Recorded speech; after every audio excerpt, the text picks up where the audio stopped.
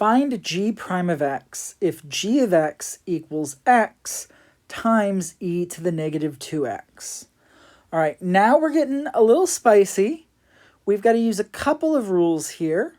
If you take a look and think about what's going on, we have a product of two functions. So we're going to have to use the product rule. But also, this second function, e to the negative 2x, that is a composition of functions, so we're going to have to use the chain rule there. So we're going to use the product rule and the chain rule here. So let's be careful.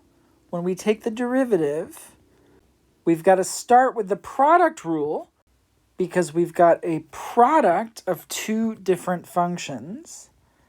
Now, the product rule says we take the derivative of the first times the second.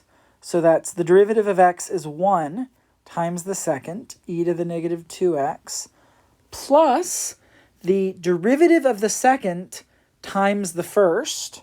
So we've got to take the derivative of e to the negative 2x times the first function, which is x. All right. 1 times anything is itself, so we've got e to the negative 2x here, plus, now this is where we're going to end up using the chain rule. We need to take the derivative of e to the negative 2x. That was actually the problem that just came before this, so you may have just done this, but if you haven't, we've got to use the chain rule. The outer function is e to the power of u, and then the inner function inside that exponent is negative 2x. So the derivative of e to the u is just e to the u. So when we differentiate that outer function, we're going to get e to the negative 2x times the derivative of the inner function. The derivative of negative 2x is negative 2. And then, of course, this is all still times x because this whole derivative was being multiplied by x. So if we look, both of these terms have an e to the 2x, e to the negative 2x, excuse me. Both of them have e to the negative 2x. So we can pull that out.